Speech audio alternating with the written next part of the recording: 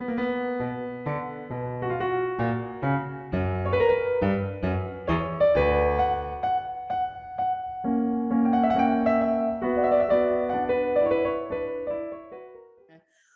everyone to this exciting panel on the war that made the Roman Empire. My name is Anya Leonard. I'm the founder and director of Classical Wisdom, a site dedicated to bringing ancient wisdom to modern minds. And I'm honored to be hosting this event. We have an excellent turnout. We've had well over 1,200 people register. So I'm very excited. And I really appreciate this fantastic response we're getting from all around the world. To those of you who are new to Classical Wisdom, please check out classicalwisdom.com for your daily dose of wisdom from the ancient world. And I would like to introduce our very impressive panelists who will be approaching this pivotal battle, the Battle of Actium, from very different perspectives and backgrounds. And I hope that through this, we will shed sort of new light on this historical moment that is still shrouded in quite a lot of mystery. So coming from our archaeological and naval history angle, we have William M. Murray. He is the Mary and Gus Strathis Professor of Greek History at the University of South Florida. His interests include all aspects of ancient seafaring and ancient harbors, naval warfare, seafaring from ships and their designs of trade and weaponry. He has spent the last 40 years dedicated to this very battle, the Battle of Actium. He has worked at archaeological sites, both underwater and on land in Greece, Israel, Turkey, France, and Italy. And he's currently a member of the Egadi Island Survey Project, recovering ancient warship rams and other battle debris from the last naval battle at the First Punic War, 241 BC, and is also preparing, among others, the final publication of excavations conducted at Augustus's Victory Monument in Nikopolis in Greece. And can I just ask again, everyone, please keep your cameras and microphones off. Next, representing the Egyptians, and particularly Queen Cleopatra, we have Dr. Kara Cooney. She is professor of Egyptian art and architecture at UCLA, specializing in craft production, coffin studies, and economies in the ancient world. Cooney received her PhD in Egyptology from Johns Hopkins University. In 2005, she was the co-curator of Tucuman and the Golden Age of the Pharaohs of Los Angeles County Museum of Art. Cooney produced a comparative archaeology television series entitled Out of Egypt, which aired in 2009 on the Discovery Channel and is available via Netflix and Amazon. And finally, we have the author of the book, The War That Made the Roman Empire, which is a fantastic read. It's a compelling narrative that deep dives into this fascinating, pivotal moment in ancient history and aims to show both sides of the story. I highly recommend you pre-order your copy as it's released the 22nd of March, so you can enjoy it as well. And indeed, it is the reason for today's panel. So without further ado, I present our final panelist, Barry Strauss, the professor of history and classics, Bryce and Edith M. Bomar, professor in humanistic studies at Cornell University, specializing as a military and naval historian.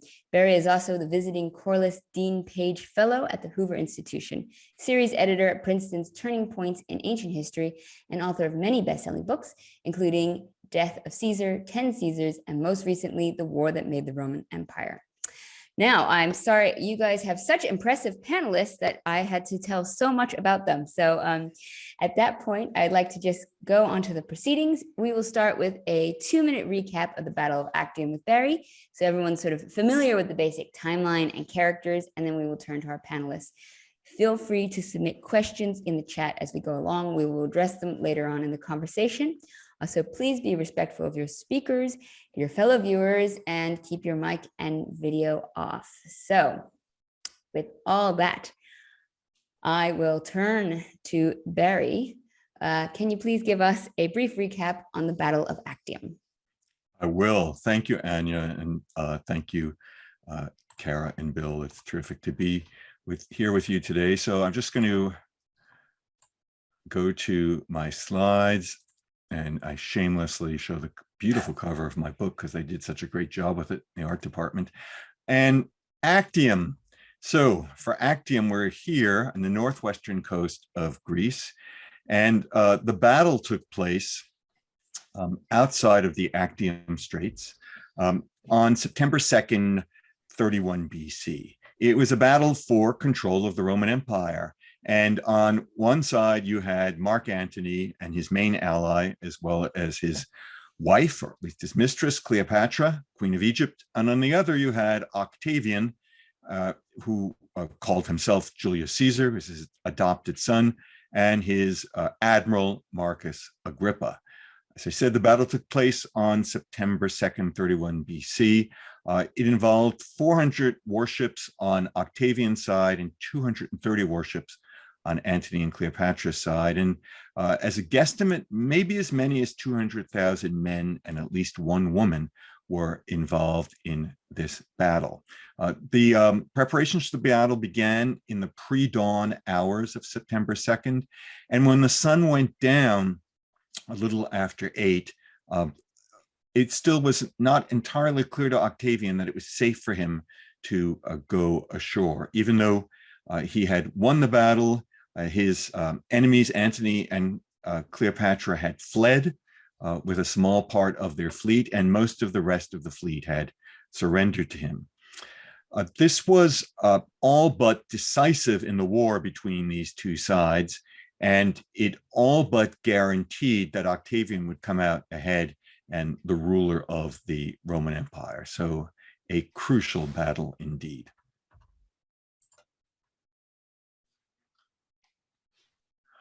Thank you so much, Barry. I know it's kind of hard to put so much of a battle into a short time, so I really appreciate your efforts. Now, I just want to say, I'd like to start off just quickly with a little quote from Tarn, 1931. "The true history of Antony and Cleopatra will probably never be known. It is too buried deep beneath the vision of the victors." And so this has always been a problem with the Battle of Actium, because Augustus has written such a heavily biased view of it. So how can we understand it? How can we get new perspectives?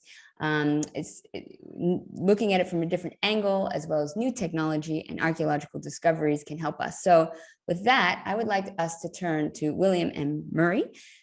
Bill, can you please tell us a bit about the Battle of Actium as evidenced by the victory monument erected by Octavian after the battle?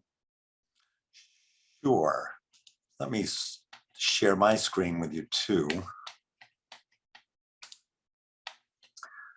So Barry's already introduced us to the map, so I really don't need to do much here. You can see that Nicopolis is located about halfway between Alexandria down in the southeast and Rome up in the northwest. The inset map shows you the arrangement of Actium, which is a promontory at the southern entrance to the Ambracian Gulf. When Barry and I were students together in 1978 in Athens, we visited the place where Octavian built his victory monument. It was in a suburb of ancient Nicopolis, north of the small city of Preveza, and on the hillside where Octavian had pitched his tent. I remember large pieces of the inscription lying around the site, plus a long gray wall pocked by niches that once held the back ends of worship ramps set at ground level. There's my notebook that I had with me at the time, and I said in it, "I'm gazing at the bows of Antony and Cleopatra's warships. A study of these cuttings might prove interesting." Little did I know I'd be studying this particular site for more than 40 years. A lot of information comes to us after 1995, when my friend and colleague Kostas Zakos began excavations there. And thanks to his excavations, we've got a pretty good impression of what the monument looked like, which you can see in that inset image up in the upper left. It took the form of a three-sided portico atop a stepped terrace supported by a quartet of massive retaining walls, which I show here with the arrow. There was an altar in the middle of the courtyard in the center of the portico, statues, dedications of various kinds and sizes. If you're ever lucky enough to visit this site, you'll be treated to a grand view over the ground that witnessed the events of the Actian War and its aftermath. Barry describes the scene perfectly in his new book, and I can't do any better than that. If you're there, you can squint your eyes Get rid of the modern road and a few cars that are driving along it, and you're essentially seeing what Octavian saw. The facade of the monument presents the largest rostral ram display from anywhere in the ancient Mediterranean world. It was a full 60 meters long and consisted of 35 bronze warship rams. The altar in the center of the courtyard is decorated with a frieze depicting the Actian triumph in Rome. Although this frieze is badly destroyed, the slab depicting Octavian in the triumphal chariot down here is miraculously preserved. Most of the scene of the altar was chiseled off the face of the frieze blocks and left in heaps at the site, which has created a monumental puzzle for the archaeologists interested in restoring its details. My personal interest focused on the sockets that once held the warship rams. And as you can see from this video of a large 3D model that I've made, these sockets are pretty beat up, although enough details remain to allow us to reverse engineer many of the bronze rams that originally occupied their hollows. I won't bore you with the details of how we did this. Let's just say that the 3D models we produced allowed us to figure their weights in bronze, and they were astonishing. The largest ram, number 4, which I show you here, would have weighed more than 4 tons. The sockets let us see that the largest rams in Antony and Cleopatra's fleet had massive offensive firepower. Their inclusion, I think, shows the hand of Cleopatra, whose ancestors used ships like these to break through harbor defenses. In my view, this was an invasion fleet meant to forcefully land troops in southern Italy and to break through harbor defenses known to exist at Brundisium and Tarentum. Octavian astutely transferred his forces to Western Greece to block this invasion, and in so doing laid the foundations for his eventual victory. There's another thing that the monument can tell us. This is a sort of composite view made from my 3D model. The rostral display has a curious configuration. The biggest rams seem to be on the left and right side of the monument, with the smaller rams in the middle. There are 10 extremely large rams. And although these 10 super galleys represent just 3% of the total fleet, later versions of the battle implied that most of Antony and Cleopatra's ships were this large. The display of 35 rams implies something else too. It looks like a tithe, or 10% dedication to the gods. If Octavian managed to capture 350 warships from Antony and Cleopatra's fleet of 500 warships, this means that 150 ships were unavailable for capture and for display on this monument. They were either destroyed during the war or managed to get away. And this implies that the final battle was indeed hard fought, and that Octavian's commemoration of the event on his victory monument was not a cynical sham, as many 20th century historians concluded.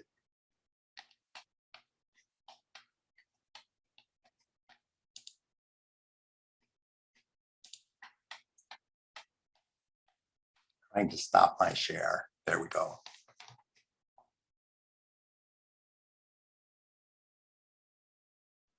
Thank you. Bill, that was very excellent. And I think it's interesting to see that we have evidence of the monument. But why did the previous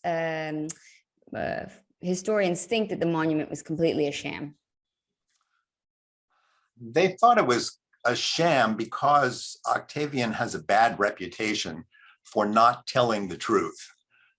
We've witnessed that in the modern day, where we don't trust our politicians either. They're spinning all the time. And the version that was presented by Octavian in his memoirs was picked up by many of the historians of his age. And so modern historians, particularly those who lived through World War II, tended to view Octavian with a great degree of distrust.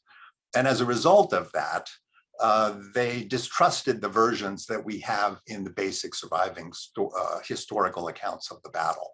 So that's pretty much, I think Sir Ronald Syme said that Actium was a shabby affair. and that there was one historian who wrote an article that claimed that there was no battle at all at Actium.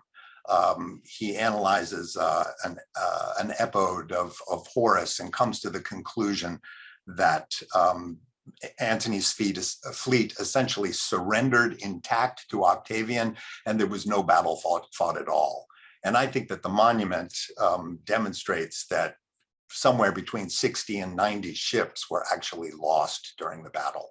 And that to me implies that they were burned, and that's following the account of one of our basic historians who tells us about the battle, Dio Cassius.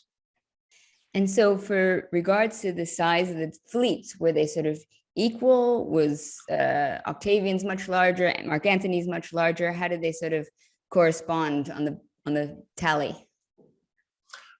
Plutarch tells us that there were 500 ships at the outset of the war in Antony and Cleopatra's fleet. And it seems that by the final naval battle, they had about 230 ships. So a number of their ships had been lost, or they were burned prior to the final battle. Octavian, we think, the numbers in ancient sources are always a bit suspect, but it seems that he had about 400 ships in his fleet. So it looks as if he outnumbered Antony and Cleopatra's fleet by about 2 to 1. He stresses, however, that this was more than made up for the gargantuan giant ships that Antony and Cleopatra had in their fleet. And so therefore it was really quite an accomplishment that he, with his small, more maneuverable, virtuous Roman ships, were able to defeat these overblown giant behemoths that had somehow floated out of the east. And for this, from looking at it from the archaeological sort of perspective, what kind of new technologies and developments have been able to sort of really show us some interesting insights with regards to using technology and understanding the archaeological sites? Well, I guess I would say, as far as the monument goes, when Barry and I first visited the place in 1978, there are these very complex sockets that greeted us when we went down in front of the retaining wall. And I had in my mind at that time, too bad that we don't have something like a Star Trek tricorder that we could just wave in front of these sockets and it would record them perfectly for us. One of the beauties about living long enough is that the tricorder does sort of come into existence. And with 3D scanning technology, terrestrial laser scanners, it's possible to do just that, to create a 3-dimensional representation of the monument. And then working from that, you literally can reverse engineer the rams. And that shows you the size of the bow timbers that are in the warships. And that shows you the strength of the warship that carried it in delivering a ramming blow and also in absorbing the recoil shock from hitting an enemy ship. So technology there has enabled us to visualize the warship rams in ways that I couldn't have imagined back in 1978. It's amazing. It's really exciting, I got to say, to see new discoveries found and new ways to look at them. And we're going to come back to some more of the archaeological stuff, but I would like to move to Kara at this point and kind of get the Egyptian perspective. How responsible was Cleopatra? I mean, she has been sort of portrayed as this sort of wanton seductress, this horrible corruption. But how was she, maybe as opposed to being a polyglot or a leader? And how much as well did Egypt play in sort of the greater role of the dynamics of Rome and Greece at that time? Yeah, thanks, Anya. My work really compares Cleopatra to other female kings of Egypt and tries to set her within that framework to understand what she did differently and what patterns she also fulfilled. And Cleopatra ruled for some 2 decades, which is significant. The only other woman that achieved that length of rule would be Hatshepsut of the 18th dynasty. And Now, do we call Cleopatra Egyptian? How does one deal with it? Did she have an Egyptian mother? She spoke and read Egyptian, we are told, which implies potentially that she was a bastard daughter and that she had an Egyptian mother. But of course, we'll never really know, and there's much debate, and one can work on these things, but good luck finding a story that works. But if you look at her with all the patterns of the other female rulers, Cleopatra, to rule that long, like Hatshepsut before her, and unlike Nefertiti or Tawasret, she had to take on a partner. She could not rule alone. And Cleopatra first ruled with her father, Ptolemy the 12th, then had to move on to a brother, but of course they fought a war against one another, then moved on to brother number 2, and she had him killed. And, you know, the amount of PTSD she must have had growing up with that Ptolemaic family had to have been enormous. And she pretty much killed every member of her family and was just done with that. But then knew somehow, politically canny she was, she knew that if she's going to hold on to this place, she can't rule alone. So she's looking out from a very different Egypt that's no longer centered in Memphis and Heliopolis and Thebes, but is now perched on the edge of the Mediterranean from Alexandria. So she's now part of all of this realpolitik, all of this, these machinations of wars that concern her but don't. And now she's got to choose, or these choices are made for her by fortune, right? Julius Caesar comes to her, and then she becomes embroiled in all of those difficulties of a highly competitive and polarized Rome. And it demands that she take sides to survive. So she needs a warlord protector. She needs someone to guarantee her power, but her choice will always be wrong in some ways. It's like she's fated to lose, because whomever she chooses will draw the target of all the Romans, because all of this, and I agree with what Barry Strauss's book is arguing, that this is the war that made the Roman Empire. Egypt is what made the Principate. All of that wealth, everyone's swirling around it like vultures, and no one can quite figure out how to take it.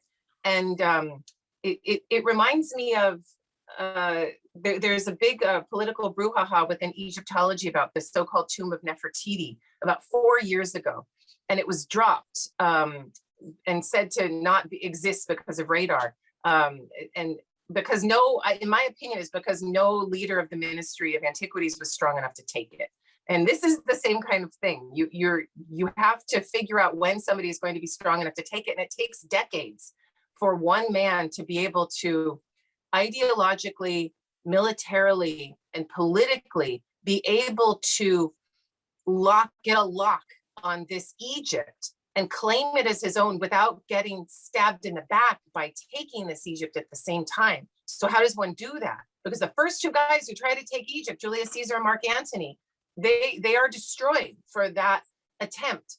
And it's only then by, in my opinion, when Octavian's brilliance in propaganda and turning Mark Antony into the aggressor and using a demonized Cleopatra to do so quite effectively, then he's able to say, oh, Rome, I'm saving you from this horrible aggressor.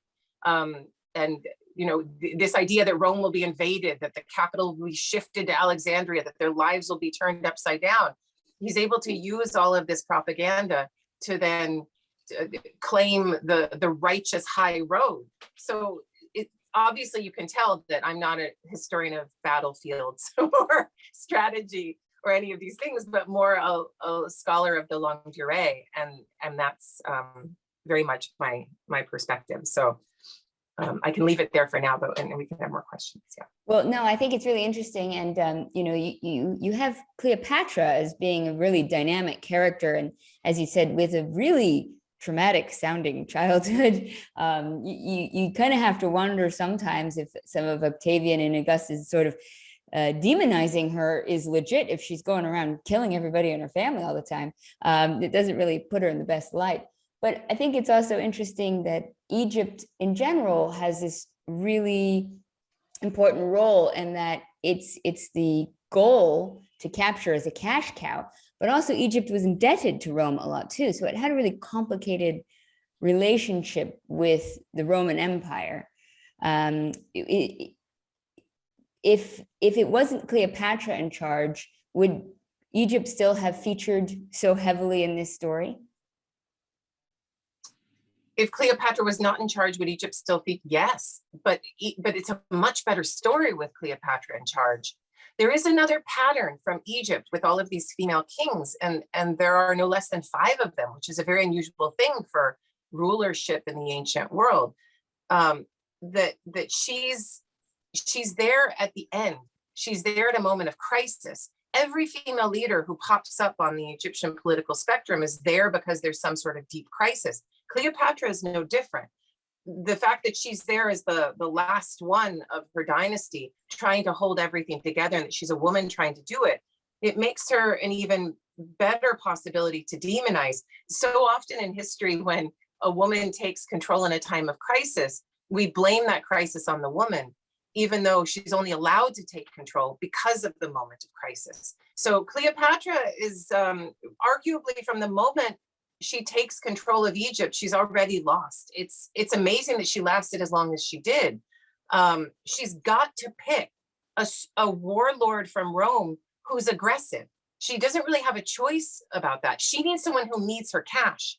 And that means a warlord who's going to be taking an aggressive path, which is a dangerous zone for her to place herself in. There's not really a safe road for her as somebody who needs a protector. And one could argue that the writing was on the wall before any of this started, before the Battle of Actium. It could have been a different battle. But Egypt is the core, in my opinion, of what made Octavian into the god that he then becomes, and into him claiming authoritarianism with impunity and with morality, and not as a king supposedly, but come on, what he's becoming all that he professes to hate. Such a common thing that we see in the political world today, but he just calls it something different and bases it on these Julian cults and other things. So it's very, very cleverly done. Yeah, it's very smart of him to use her to contrast his own position. And to be fair, when I was saying that she had kind of a long history of pretty violent acts in her childhood, it's not like nobody else did either. I mean, it would be a double standard to say that she was somehow had her hands bloodied and nobody else did. It was, the Julio-Claudian dynasty in itself has plenty of bloody hands and messy bits. We'll jump in and say, but that's why it works so brilliantly. Because she's a woman, treating her like a man, giving her this hero's death, we will discuss, I'm sure. Having a woman fight these battles, it makes it that much easier to demonize her and turn her into that seductress witch that turns good Roman men bad. It works brilliantly. So, and she's not expected to be violent, right? She's not supposed to be. She is supposed to be a caretaker. We still do this in our patriarchal society today and expect female leaders to be pacific rather than aggressive. And she falls into that trap as well. Thank you so much. And it's great to see the interest of how she really is involved in this battle. And I'd like to, at this point, turn to Barry to sort of maybe go into some of the pre-Actium events that also kind of led Octavian to win, including, the Mauritian king, which many people don't really talk about. Yeah. Thank you, Anya. And thank you, Kara and Bill. I've learned so much from your presentations. There's so many different angles to the subject. My angle is that as a military historian, I'm interested in the history of strategy. And I'm interested in the Actium War as an exercise in strategy. I think it really is a lesson, a masterclass in how to win a war. Because as important as propaganda was, in the end, to win a war, you have to win a war. It's an ugly, brutal, bloody military thing. But wars are not just won by brute force. They're won by thinking. They're won by strategy. And what's, to me, is so fascinating about this campaign is how Octavian and Agrippa executed a strategy that allowed them to get around their weaknesses and kind of engage in a kind of jujitsu, use their weaknesses as strengths and go after Antony and Cleopatra's weaknesses and bring them down quite a bit. I have to say that personally, I'm very interested in the work of Sun Tzu, the famous art of war, Sun Tzu Bingfa, from ancient China. And one of his key notions is the idea of shi, or strategic advantage.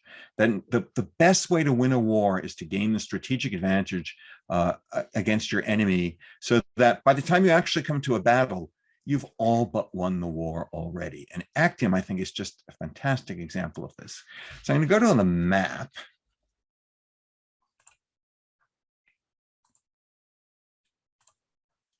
And let's see. The next map, I think, is the one I want. Nope, it's not so much that map. Oh, that's a nice map. It's this one. So here we've got Actium, and here we've got Rome. And Antony and Cleopatra, in order to feed their men, they could not feed their men with the resources of Greece, because Greece is a poor country. And it had to import its grain from elsewhere. Antony and Cleopatra imported their grain from Egypt, and they had a supply line that went all the way back from Western Greece, around the southern coast of the western and southern coast of the Peloponnesus, down to Crete and Cyprus and to Alexandria. They could have gone through North Africa as well, and they also got some grain from Syria. That made them well fed, but it also left them vulnerable. And one of the most important places in their supply line was this place, Methone, another place that Bill and I visited in the fall of 1978. Very beautiful place, by the way, if you have a chance to go. There's a wonderful Ottoman Venetian castle there. It was one of the two eyes of the Venetian Republic, along with another fortress over here called Coroni. That's because of its strategic importance. It has a superb harbor, and it is an excellent place for ships to dock when they're going from Italy eastward to the Eastern Mediterranean. So it was the linchpin of the supply line for Antony and Cleopatra. And as often happens in wars, the best troops were not serving there. The best troops wanted to be where the action was, and the center of the campaign was going to be at Actium. This was a very important fortress, but it was not as well defended as it should have been. Octavian in Italy had good intelligence about this. Greece was a Roman province. There were plenty of people in Greece who didn't want to support Antony and Cleopatra. He was getting information back there. And he and his admiral and his very close comrade from boyhood, Agrippa, decided to take a risk, to throw the dice, to send an expedition across the Ionian Sea at the start of the campaign season in 31 BC. We don't know exactly when, probably in March. We don't know exactly what the size of the expedition was. In fact, we have 4 lines from ancient sources that talk about what happened there. And one of them comes from a later book about vegetarianism, if you can believe it. So we're kind of hard pressed to say what happened, but we know this much. We know that they launched a fleet. Probably it sailed from Brundisium or Tarentum and probably skirted the Greek islands so as not to be detected, perhaps landed in the southwestern Peloponnesus at Pylos, and then attacked Methone. And they took Methone by sea. There's an alternate possibility that they first went to Sicily and then went across to Methone from Syracuse, which would have been easier to navigate. But otherwise, it doesn't have much to recommend it because it's way out of the way. They take Methone by an amphibious assault, an assault from the sea. That we know from the ancient sources. It is a coup de main. It's a terrific achievement. And in the fighting there, they kill the commander of Methone. So who's in charge of Methone? Somebody who is loyal to Antony. He is a king without a throne. His name is Bogud. And he was the king of Mauritania, ancient Morocco. He was a Moor. He was arguably a person of color, though we really can't be sure about that because the Moors were of complex and variegated ethnicity and race. But he had supported Antony, supported Julius Caesar, He had led a key cavalry arm at the Battle of Munda, the last battle of the Civil War in Spain in 45. So great contribution to Caesar's victory. He also contributed to Caesar's love life because he allowed Caesar, or he had to accept Caesar having an affair with his wife, a woman named Eunoe. Caesar certainly got around. In the Civil War after Caesar's death, he supported Antony, which turned out to be a bad choice because Octavian was dominant in the West. Bogud loses his throne to a relative. He's forced into exile. And now he's the guy who's in charge of Methone. Whether he was up to the job militarily or not, I don't know. I tend to think he was because he was someone with such great experience, but I don't think he had the troops. I don't think he had the forces. I don't think he had legionaries there to defend the place. And so he fell victim to this unexpected, very risky attack by Agrippa. By going after Methone, Agrippa and Octavian were going after Antony's strategy. They were making war on their strategy. And this is one of the most useful and painless ways to win a war. If you can destroy the enemy's strategy, then you destroy the enemy before there's a great battle.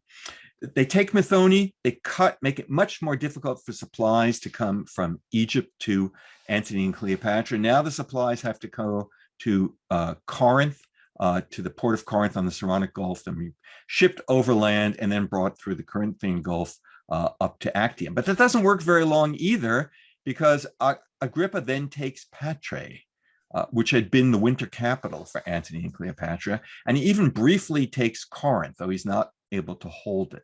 So this is tremendously strategically important. Logistics, as we've seen again in Ukraine, logistics are immensely important in warfare. If you can't feed your men, they can't fight for you. And we know that Antony and Cleopatra are having this problem.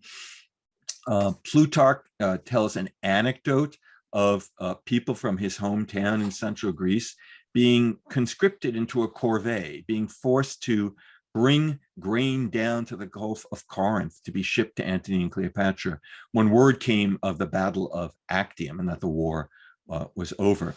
And this is very, very deleterious for Antony and Cleopatra.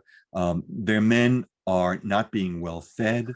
Their men are getting ill, and their men are beginning to desert as well as a result of this. So by the time the battle comes, and there's a lot more to talk about the campaign and pre-supply events. So just briefly, oh, magnificent as that is, that's not what we want.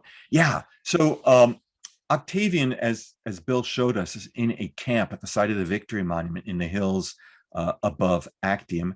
Antony has a fort on the Actium promontory, and then he builds a second one here on the north of the entrance to the Gulf of Ambracia. He wants Octavian to come out and fight a battle. He wants to force him into battle.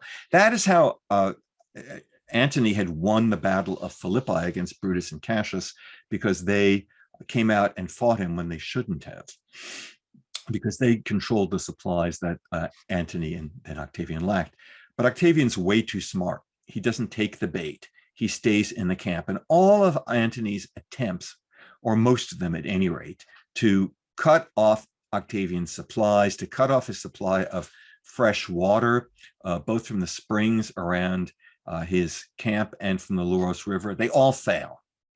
And Antony is being well fed because Agrippa controls the sea, whereas Octavian is being well fed, whereas Antony and Cleopatra, their army is in deeper and deeper and deeper straits, so that by the time we come to the battle, as Bill said, they're forced to actually burn some of their fleet because they don't have the men to man those ships anymore. And they've lost a large number of their allies who defect to Octavian because they can see which way the wind is blowing. So again, it's a successful way of making war on the enemy's strategy. So before the battle is actually fought, the enemy is in very deep water.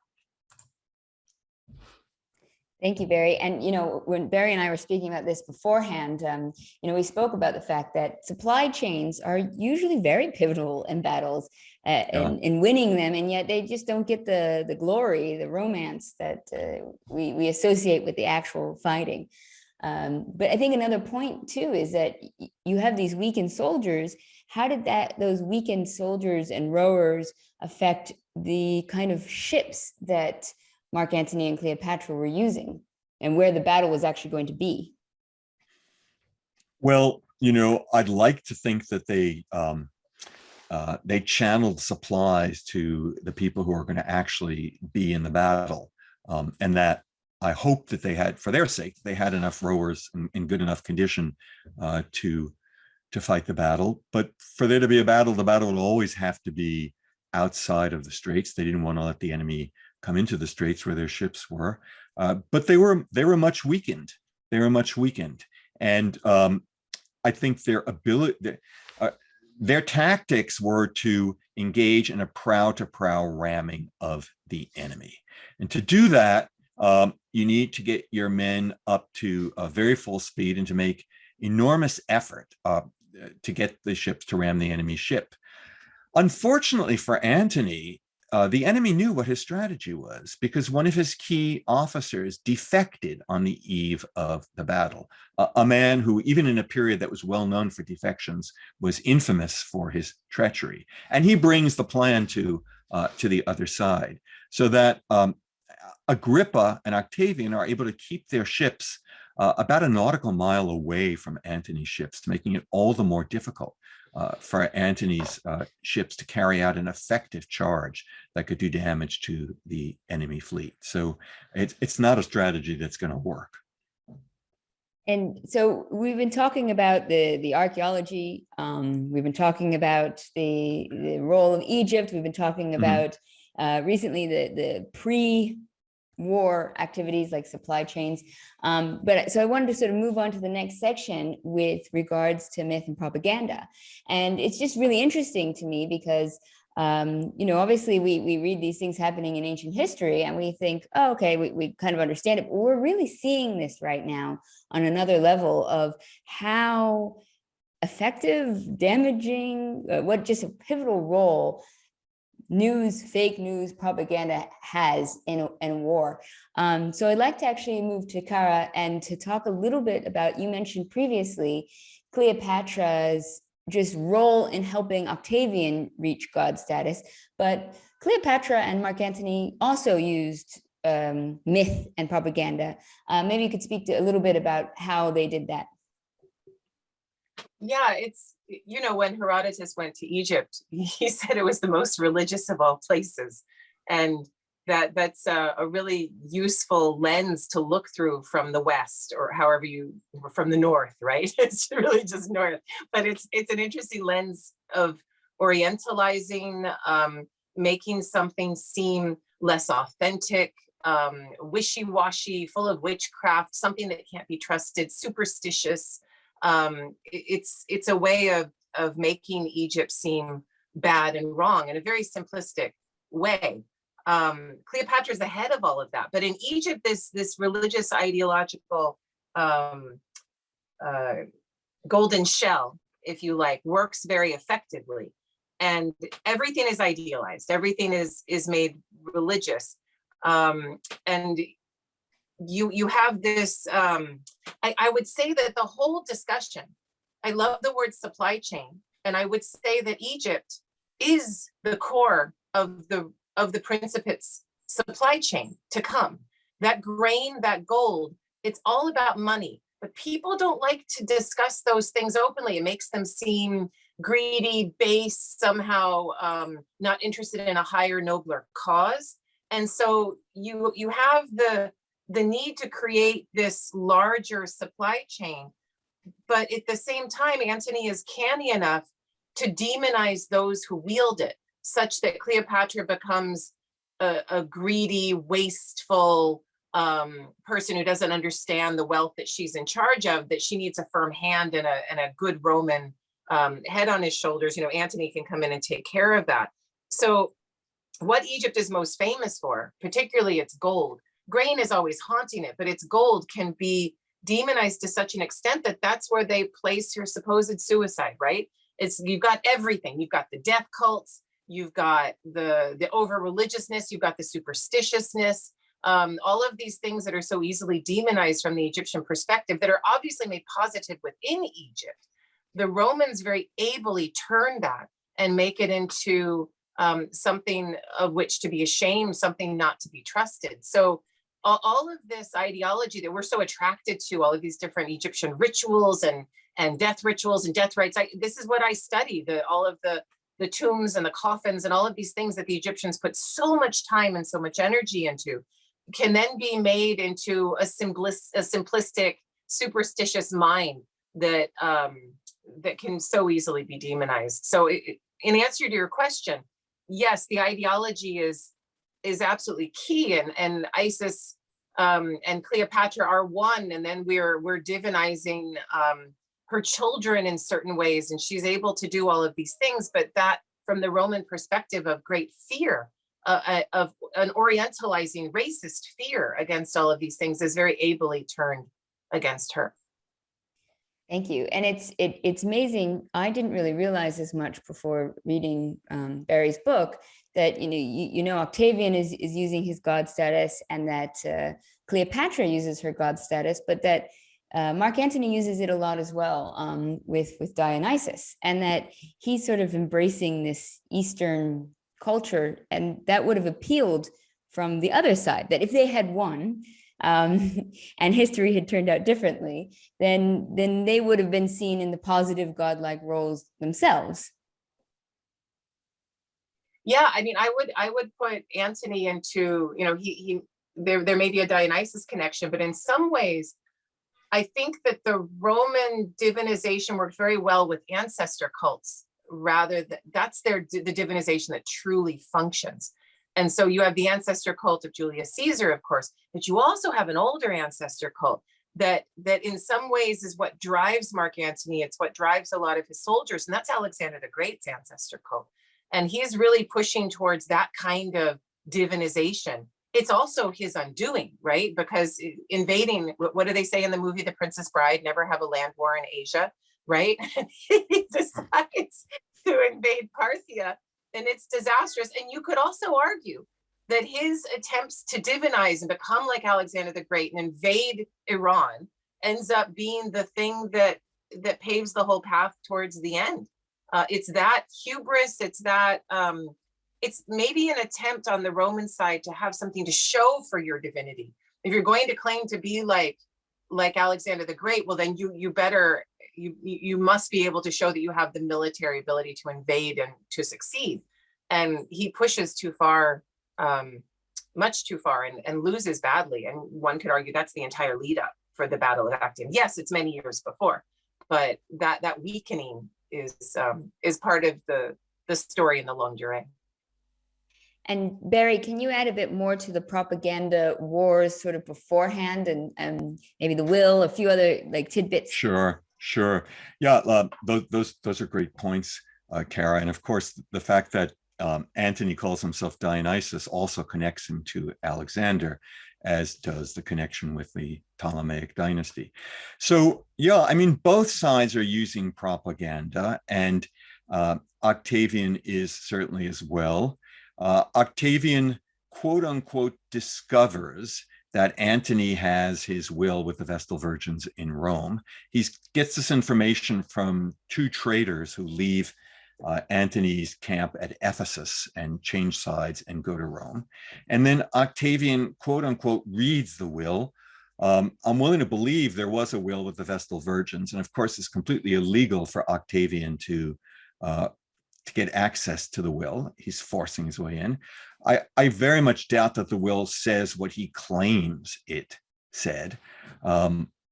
He claims that Antony wants to give away the store of Rome to Egypt, and that Antony wants to be buried in Egypt wherever he dies. Even if he dies in Italy, he wants his corpse brought back to Egypt, and that Antony recognizes Cleopatra's son, Ptolemy Caesar, as the son of Julius Caesar.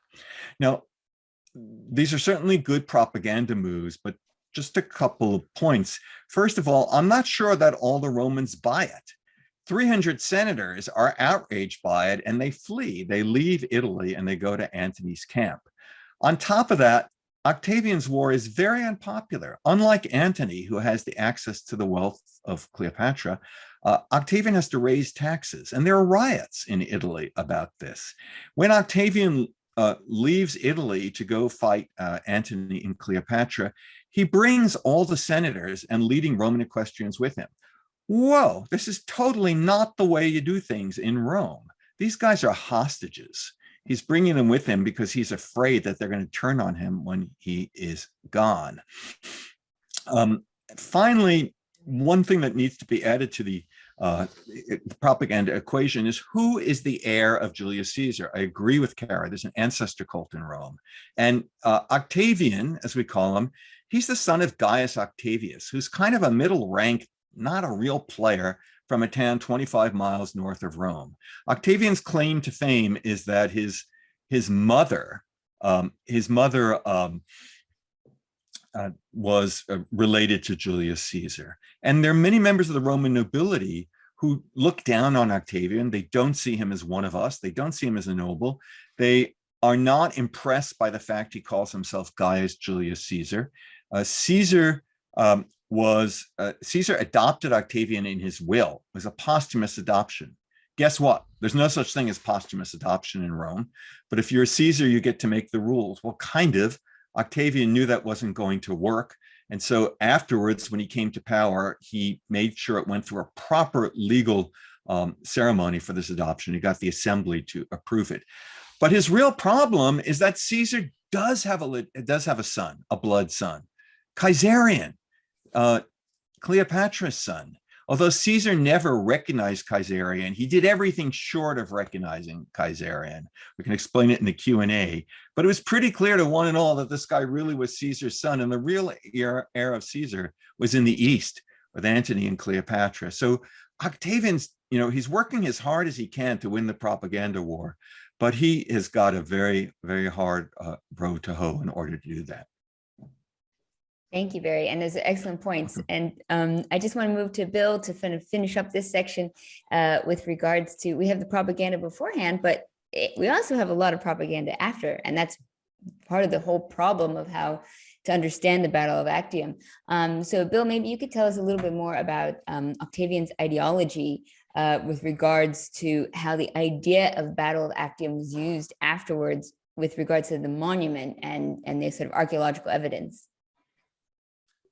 Let me share my screen again. I'll do it this way.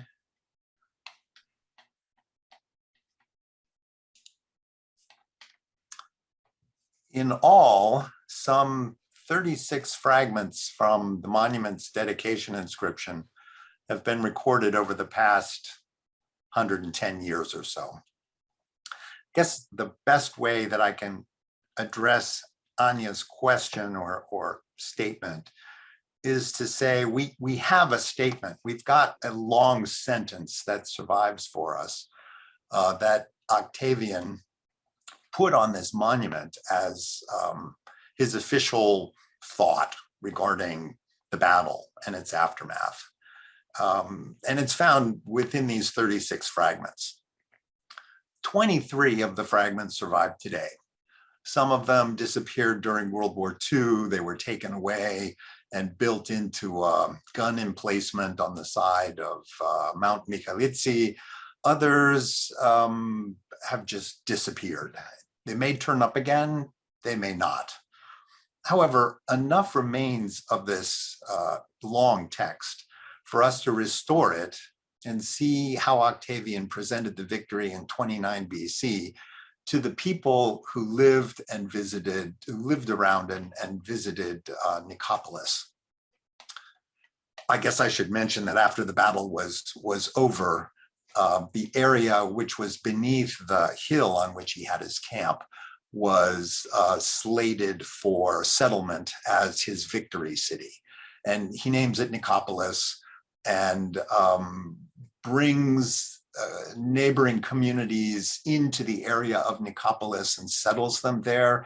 He goes so far as to take the religious cults of the local communities and transfer them, literally move the statues out of their original placement in the local villages and put them into the center of Nicopolis. And the result was fantastic. The community prospered.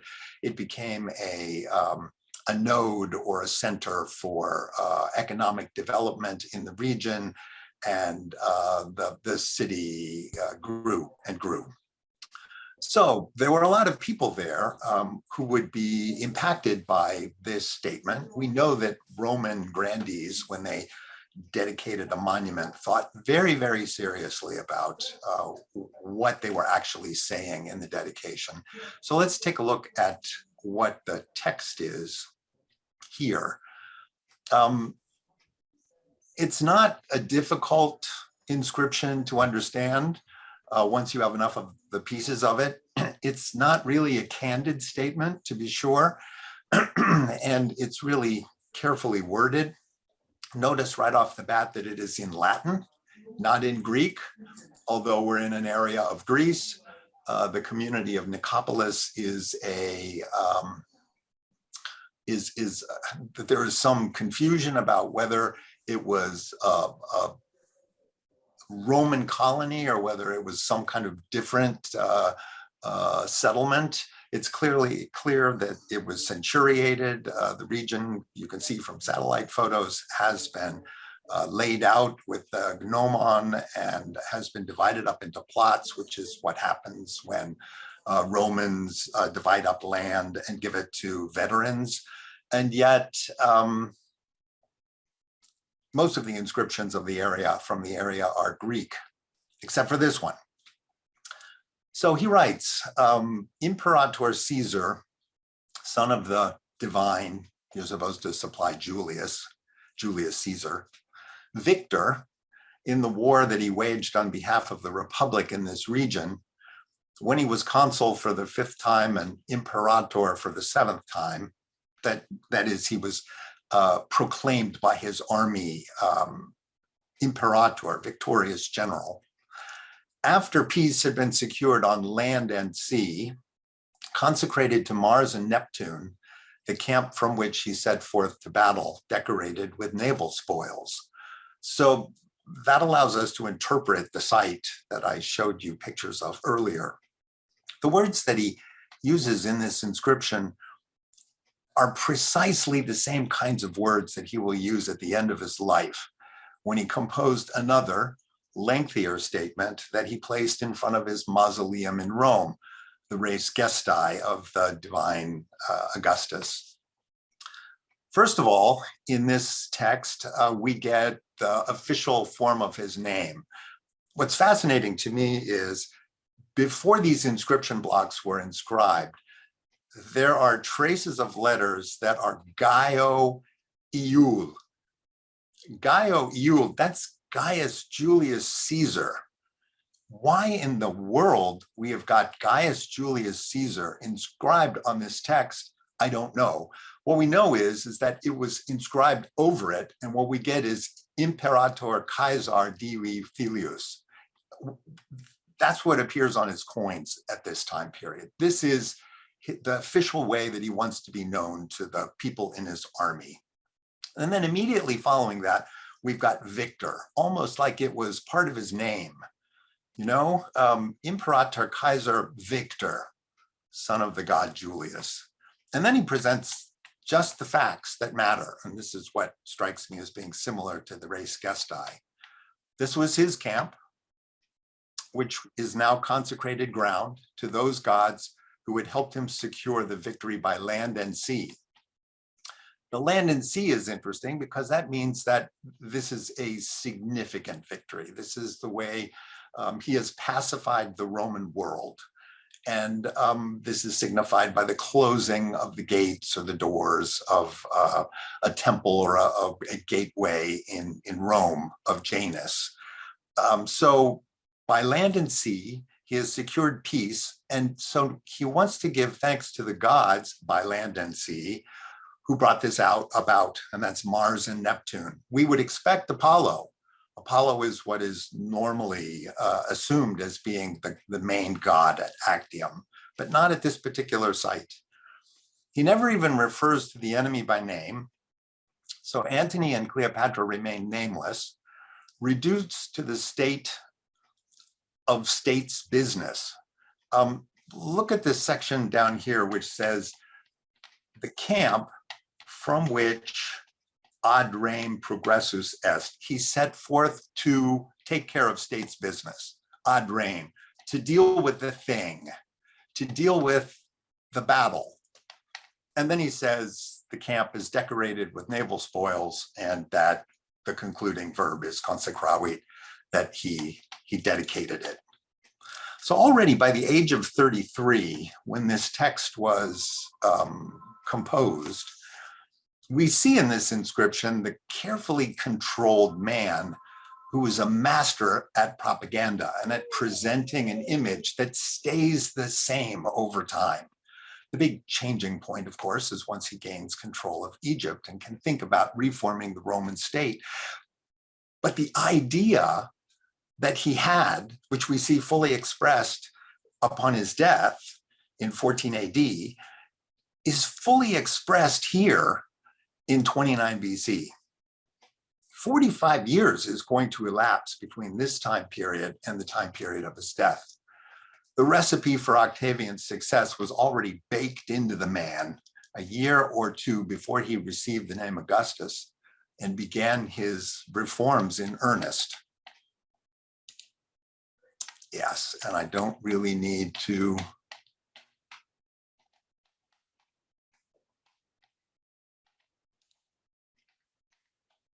look at that. Thank you So, so much, Bill. Go ahead. No, I was just going to say that I know from watching some of your previous lectures, that's, I think, the 16th largest map in the world. Was that right?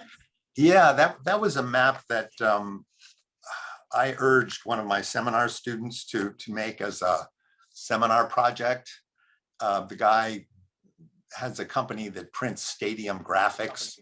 So when you go to an NFL game and you see, big logos and pictures of football players from the side of the stadium, he prints those things.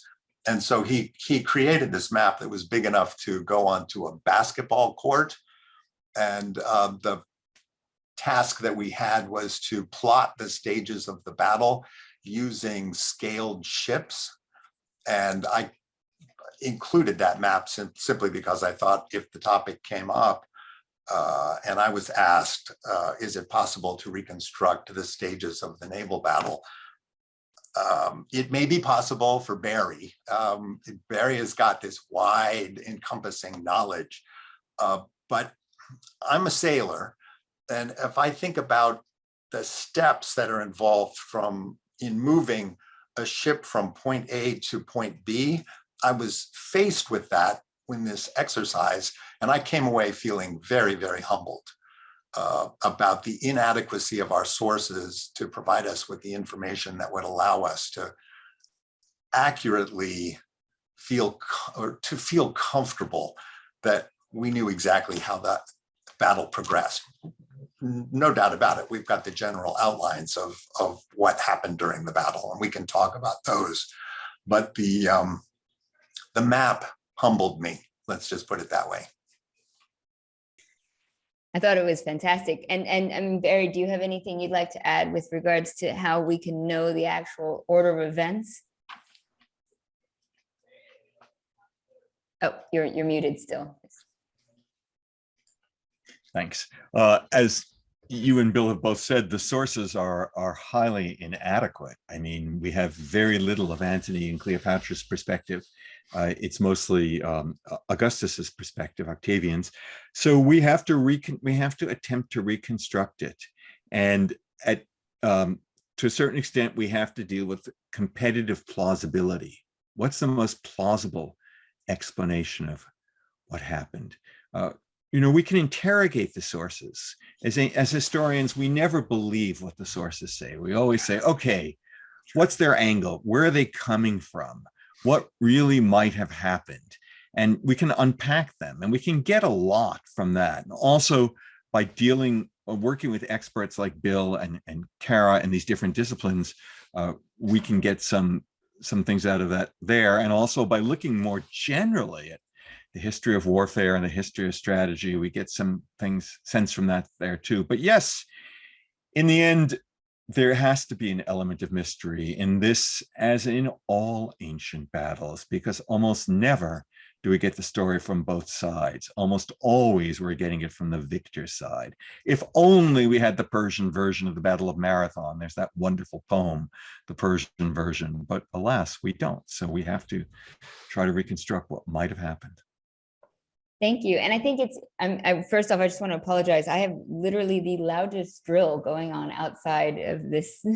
So if you hear it, I apologize profusely. But, part of what you say is trying to look at it from the other side. And that's one of the reasons why I think it's so wonderful that we have Kara here, because we can kind of look at the Egyptian side very differently and, see Cleopatra differently. So I'm taking questions now from the audience because we have so many, and I'd like to address quite a few if we can. But this one is for both you and Kara and Barry. Would you share your thoughts on Shakespeare's representation of this battle and Antony and Cleopatra? Cleopatra might not quite as demonized in the play, but she's culpable, it seems, to the loss of the battle in the play, that is. Oh, that threw me for a loop. Let me think. Cleopatra we've got Shakespeare play about Cleopatra. We have many Hollywood movies. We have TV shows. She's in HBO's Rome, if you haven't seen that. She's depicted differently in all of them, and yet rather the same, in that she's obsessed with herself. She's obsessed with her divinity. She's obsessed with representing Egypt in a particular way, but as a female leader, she's ultimately the thing that turns Mark Antony bad. He's the good guy, and really that's it's what Shakespeare's building on what Octavian built before in terms of his propaganda, which is in a polarized Rome. Whereas it has already been pointed out, Mark Antony had a lot of supporters, a lot of political supporters who were interested in taking his side. Within that world, the best way of taking this man down was to declare war on Cleopatra, to blame it all on Cleopatra, and that she's to, mess with his mind. It's how he can even get the will. It's how he can make a legal reason to do that, because one man is out of his mind, and so you have to do things that you wouldn't otherwise do. So the last thing I'll say about the Shakespeare play and the Hollywood films, they all fall in the same stream, is that Cleopatra lost. She didn't leave Egypt better than she found it. And that's what's being recorded. And that's what's part of our cultural memory. Cleopatra, the name, has a whole lot of consonants in it. It is not an easy name to pronounce, but we have no problem remembering this woman in our cultural memory. And if I go out to a bus stop and I ask the person about Cleopatra, they will know. They will know who she is, and they will connect her with a certain kind of femininity that is very dangerous. If I ask that same person about Hatshepsut, who did everything right and left Egypt better than she found it, they will have no idea who I'm talking about. And so really, Shakespeare's play is about a woman as a cautionary tale, and why we should not allow women into power, and why their failure needs to be aggrandized beyond what it actually was. Would you add anything to that, Barry? Yeah, no, I completely agree with Kara that Shakespeare blames Cleopatra and blames her very unfairly. I think a much more realistic reconstruction of the battle is that Cleopatra was carrying out a prearranged plan, and she was carrying it out rather heroically, to take her contingent of Egyptian ships and to escape in plain sight under the noses of the Romans. And I think one of the reasons she was able to do it is because they poo-pooed her as a woman. They thought there's no way she could ever do anything like that because she's just a woman. And I think that she, throughout her career, she takes advantage of being underestimated by men. I do think Shakespeare in his play humanizes her in some ways. He's utterly unfair to her in terms of the battle, which of course plays a very small role in the play. But she comes out as just a really interesting character. And we have to give, I think we have to give the bard that. Nicely said. And she is somebody who captures the imagination then and now. So it's Indeed. that is quite remarkable feat in of itself. The next question I have is for Bill. Does the retrieval of so many massive rams imply that many ships were either boarded or more likely driven ashore rather than sunk in open water? Basically, has Actium Bay been scientifically surveyed for submerged rams? And another additional question for somebody else, but is related, has any underwater archaeology been done to discover the remains?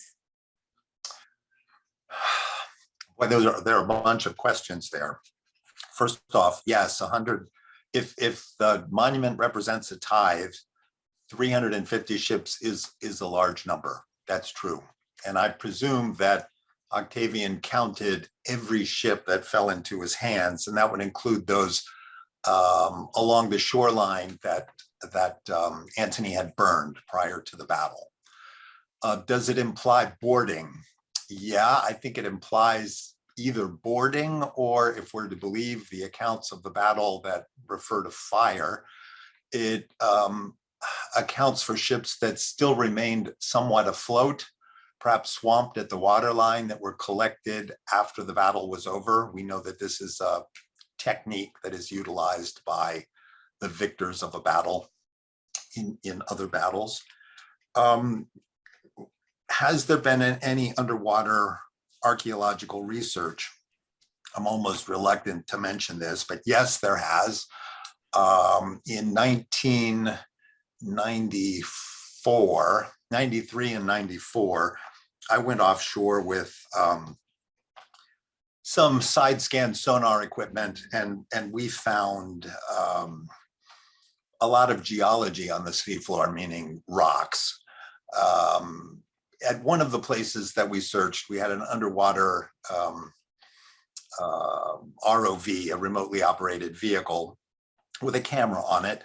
And it sent back pictures to us at a depth of, I don't know, about 200 feet, something like that, of strange, small, ovoid stones.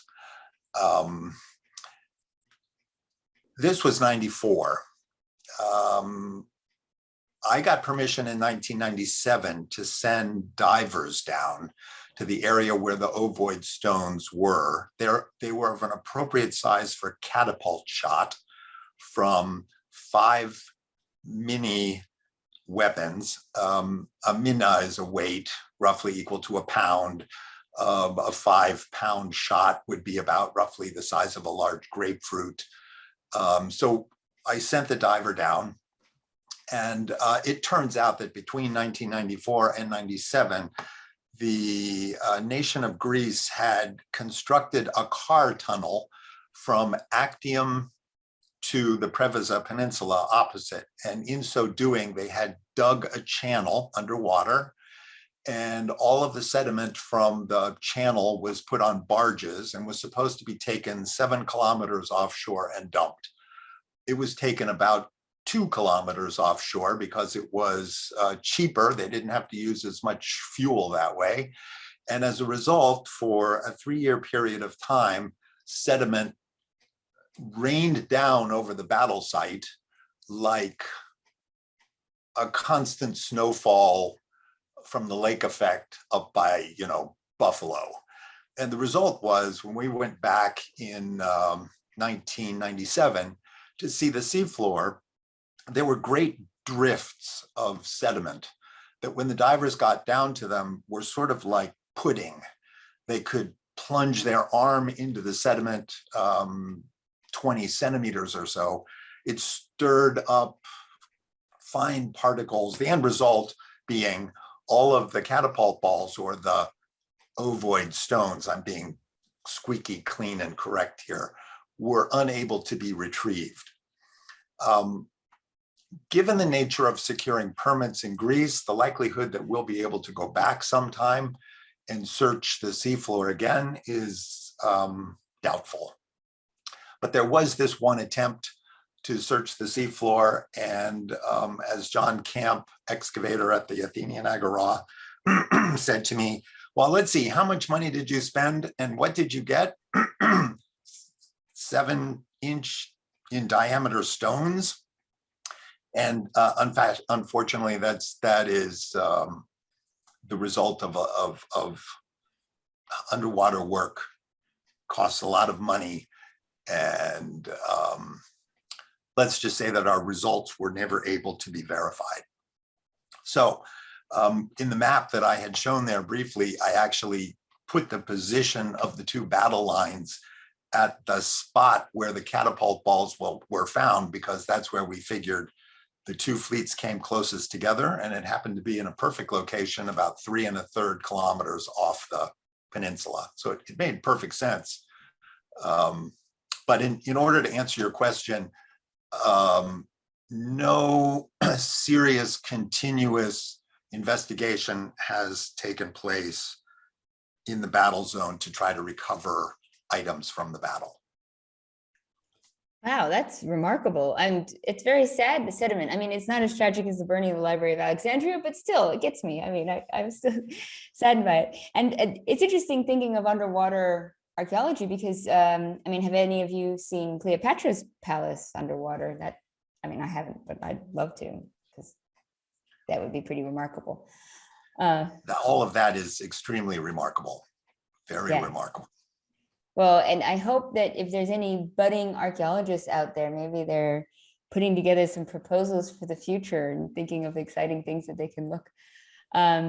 For our next question, this is kind of another one for both Kara and Barry. Were there Ptolemaic Greek historians at the time? And by extension, were there Egyptian historians at the time? And if so, were any of them known to have written about this battle?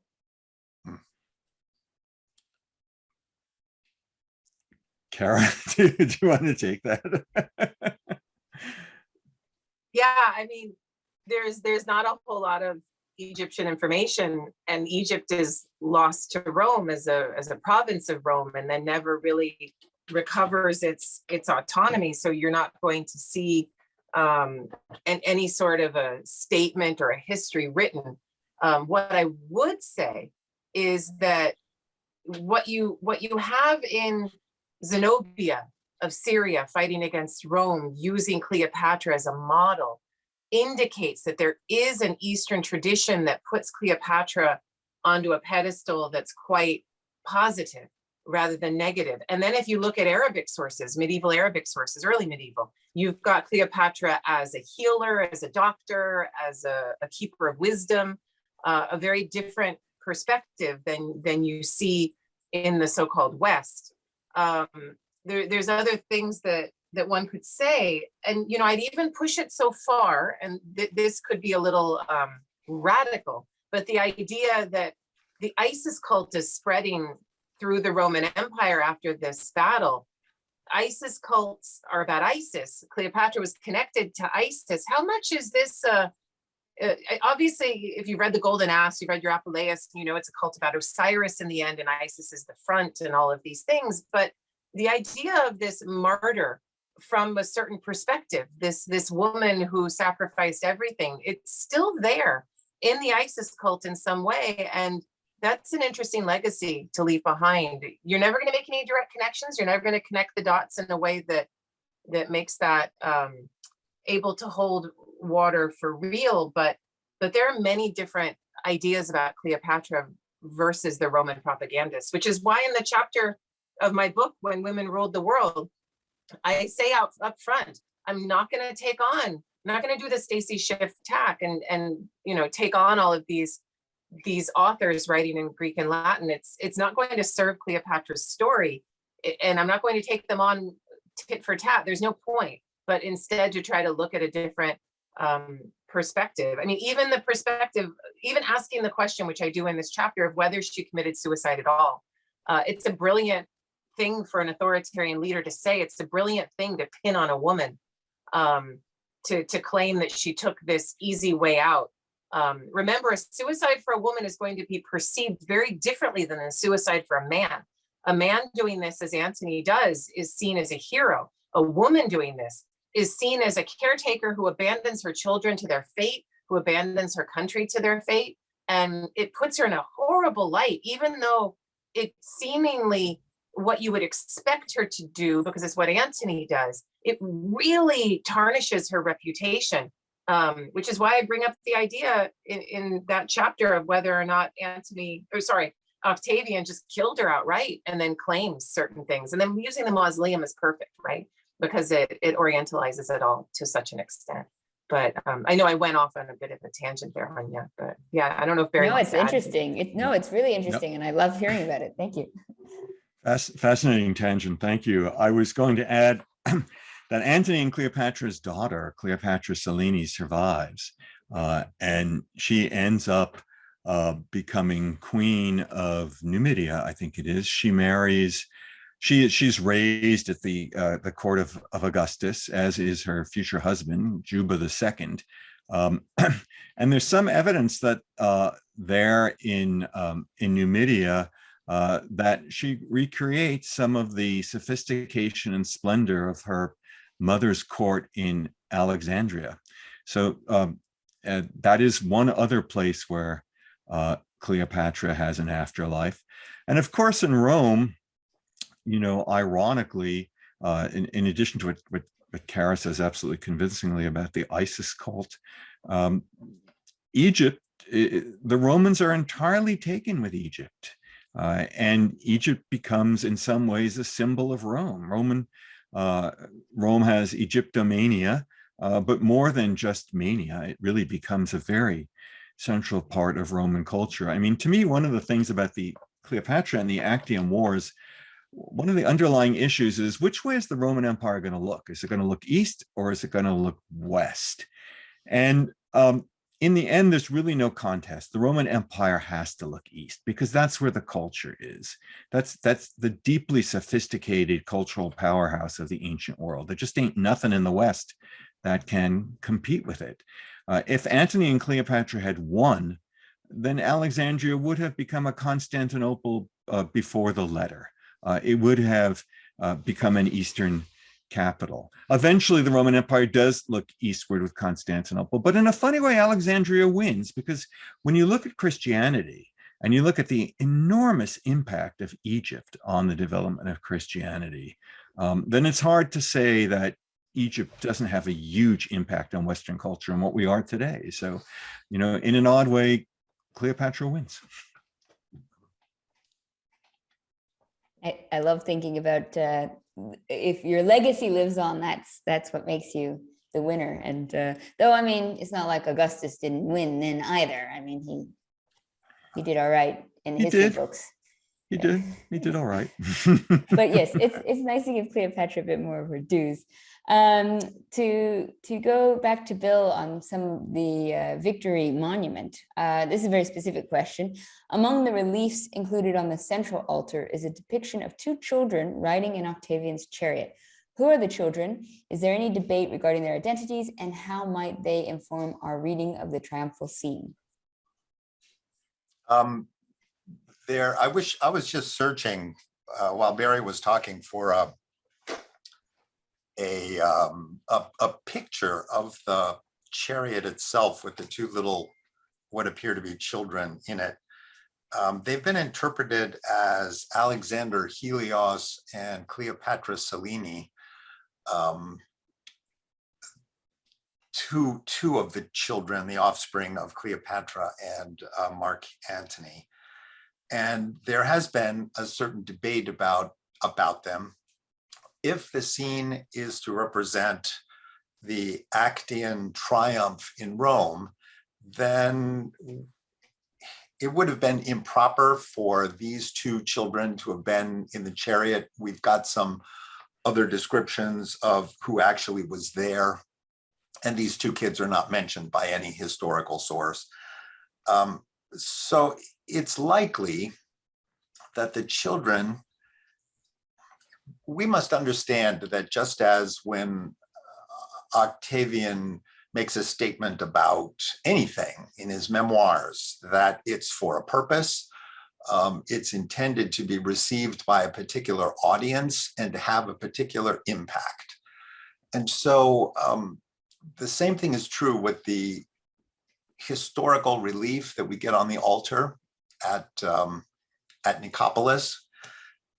this is not supposed to represent a snapshot taken by a correspondent for CNN that shows us exactly what is happening in this particular moment.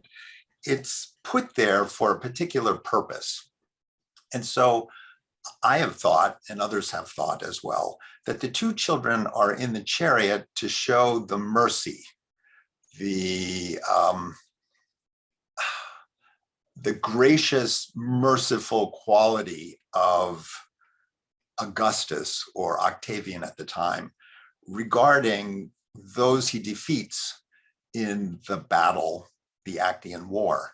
And so I think that is a shorthand way to tell the viewer who comes to the site, who's essentially either a worshiper who is coming to the site to worship the genius of Augustus, or a tourist who is interested in seeing some of the sites related to this great battle that occurred in the past, that it's a message that Octavian, and now Augustus, is not the stern, cruel autocrat of the proscriptions, but is the merciful founder of a new age that is being touted as a new direction for Octavian. So I think that the kids are there not because they actually were in the chariot on the day of the triumphal parade through Rome, but they're there for a message, and that the message was intended for the inhabitants of Nicopolis, who were living in a province of Greece. I guess that really ties in with the whole idea about it being propaganda and really using it to convey the idea of the Battle of Actium. You know, when we see these beautifully sculpted monuments, I'm thinking of the Arapacis here in Rome, and we take a look at the imperial family altogether, we tend to want to interpret it as, oh, we're finally seeing what these people look like. And it's just like most sculptural representations from antiquity, not all, but most of them, they are there to present to us an idealized version. So we shouldn't really be upset about Instagram filters and TikToks because it's nothing new. Nothing new. That's true. We're all just trying to see a fake version of everybody. The next question, and I mean, this can kind of lead up to either any of you three. Given what Mr. Strauss has said regarding the issues Antony and Cleopatra had in feeding their army, would that lead credence to the notion that much of the Egyptian fleet surrendered to the Romans as opposed to fighting them?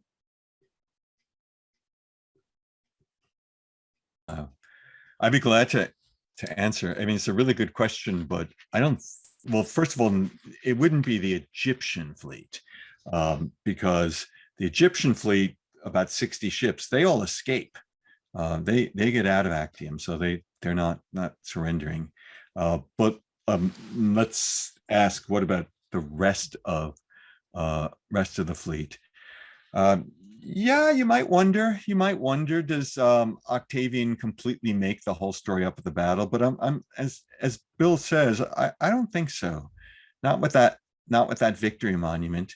I mean, I think the thing that's really interesting about the Battle of Actium is that in spite of everything, I don't think Antony and Cleopatra had completely given up on the thought of winning.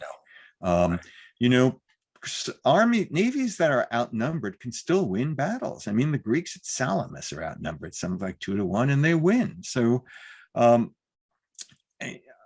and also it's important to remember that if we believe the story, after Octavian and Agrippa have set fire to many of the enemy's ships, they're still not 100% sure it's over, and they're afraid to go to shore until the next morning. So, no, I don't think these guys are going to surrender. The other reason I don't think they're going to surrender is there's so much at stake. You know, if you win, you've got it made for life. You absolutely have got it made for life. You're going to be rewarded with a very juicy pension. You're going to get a farm in a colony in Italy, which is going to be taken away from someone else, most likely. And that's it. you're made. You don't have to do any more work. Well, you have to work on the farm, but it's pretty easy life. I don't think they're going to give up so easily, not when there's still a chance of winning. So no, I don't think they have problems, but they still have a chance of winning. They have a chance of winning, but there's also all of these men that are deserting. Would that not have kind of been an indication that they were less confident? Yeah, I mean, there's certainly some who are less confident. A lot of the some of the deserters are Romans, some of the deserters are foreigners, foreign contingents. So yes, there's certainly some who are less confident. But you know, armies are personal things, and there are a lot of people there who are loyal to Antony in one way or another, or loyal to Cleopatra in one way or another. And the loyalty is usually bought, among other things. So we know that one of Cleopatra's big supporters in Antony's high command is a man named Canidius.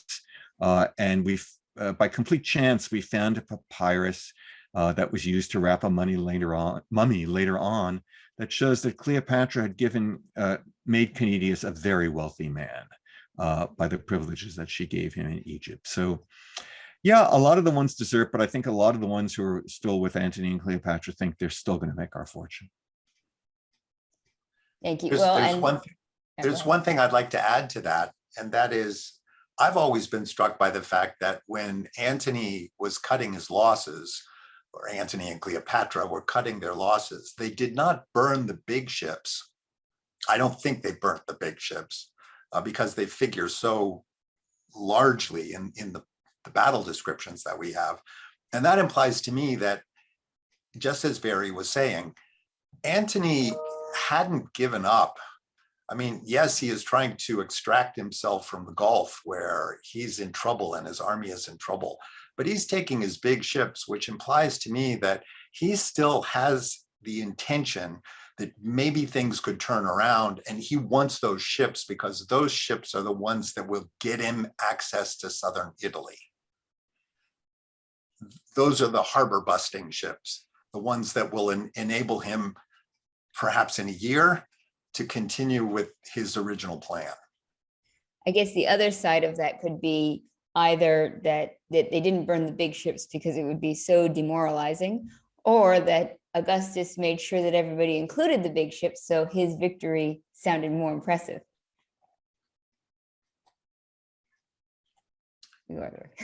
You could say that they burned the big ships.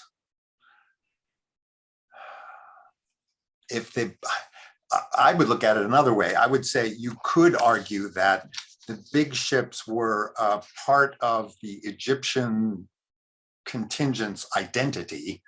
And so therefore Cleopatra put a stop to any talk about burning the big ships because they were the most Ptolemaic element out of the entire operation.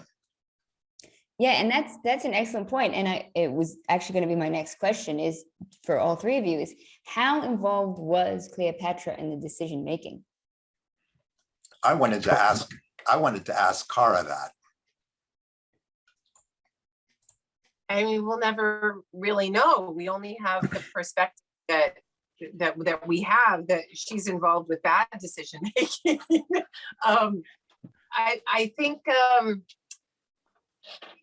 you know, I like this discussion of loyalty being bought, the idea that so much of this fighting force was a mercenary fighting force, whether they were from the Italian peninsula or from elsewhere, and that Cleopatra has to be a part of that.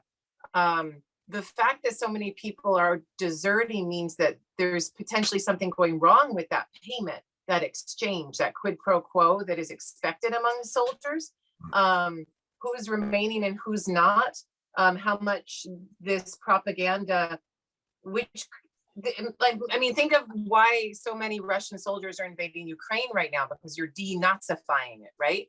And that's a useful propaganda to do something that's quite aggressive because you're telling people that you're doing something good.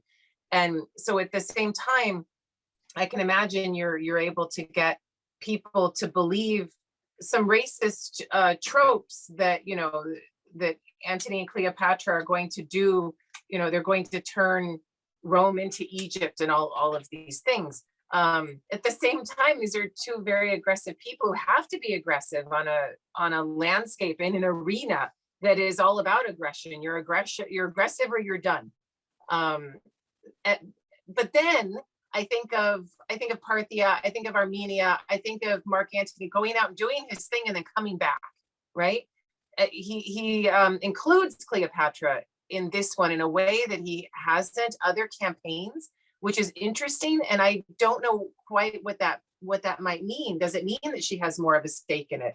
The fact, she wasn't there when he lost in Parthia, and yet they kind of blame it on her, but not really. But this one they can really blame on her because she is there.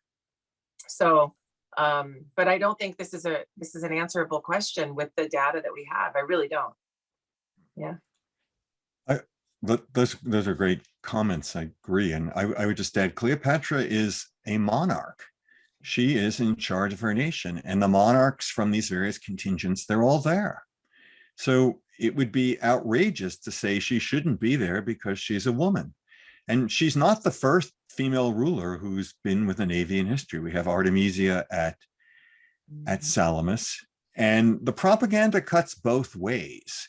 As we know from Artemisia at Salamis, it allows the Antony and Cleopatra to say to the Romans, "Hey, we think so little of you that we think a woman can beat you." I mean, it's sexist, but they could use that sexist propaganda for their behalf. But in any case, there's no way she's not going to be there. She's in charge of her country's contingent, and it's a significant contingent. 60 ships is no small amount. On top of that, in the earlier campaign, in the Parthian campaign, Antony was not as dependent on Cleopatra for the money as he was in this campaign. It's partly because navies are just phenomenally expensive. And Antony doesn't have the money to pay for a navy like this. And this is a huge navy, 500 ships.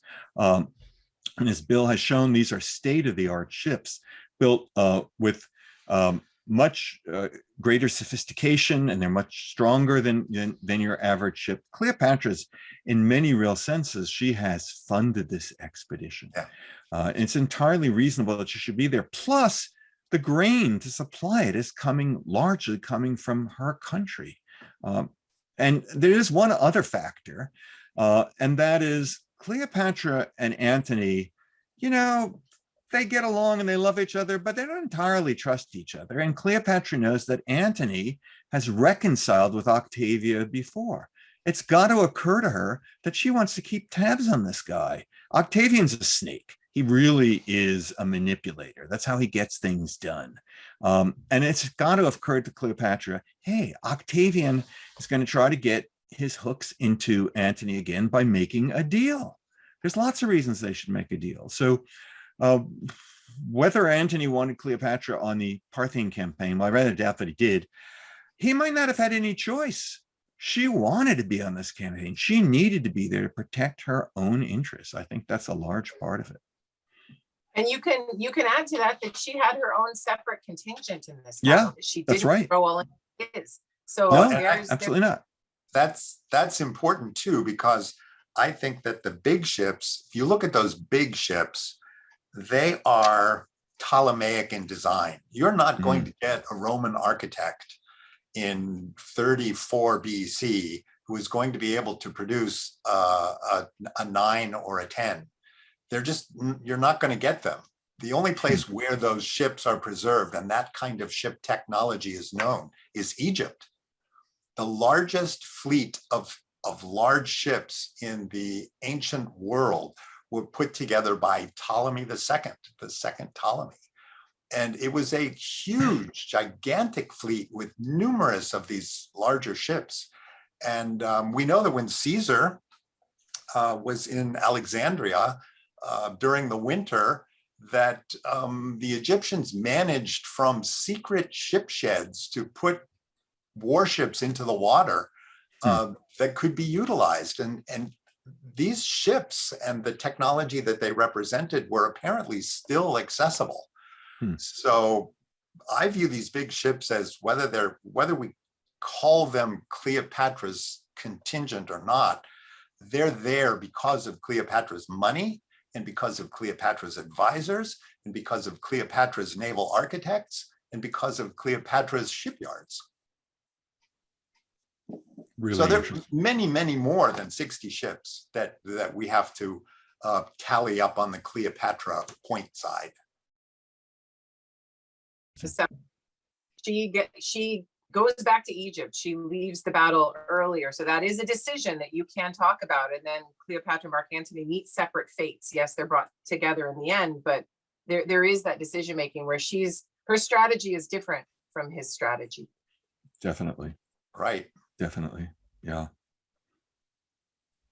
Well, thank you. I mean, I think it's really, really interesting to understand all the different key players. And so I just want to finish up with the last question, and to Barry's book, you know, The War That Made the Roman Empire.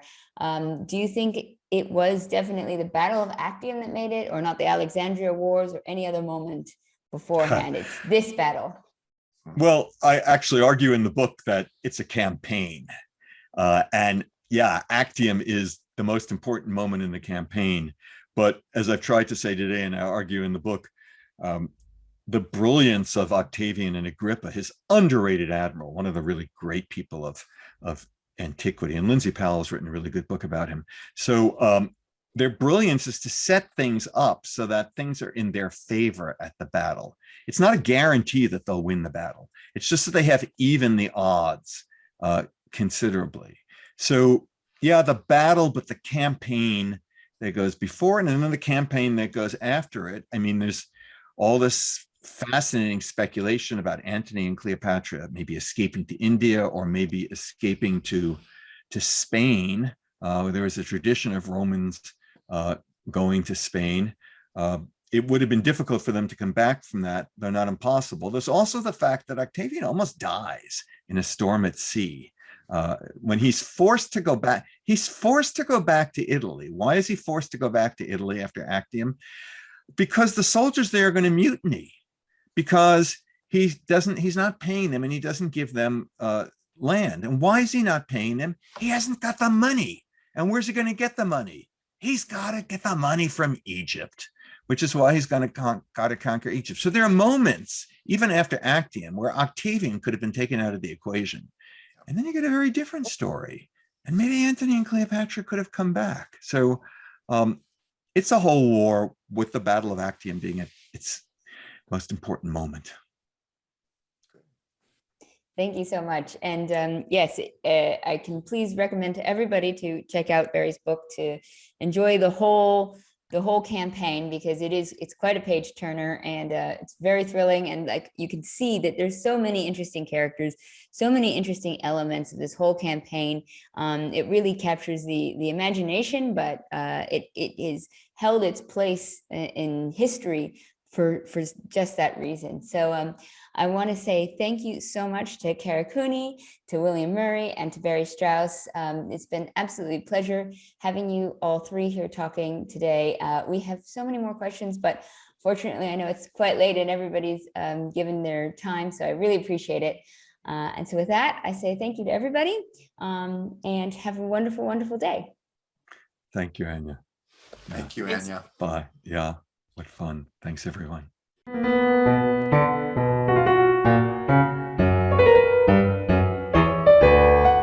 Thank you for listening to Classical Wisdom Speaks, a podcast dedicated to bringing ancient wisdom to modern minds.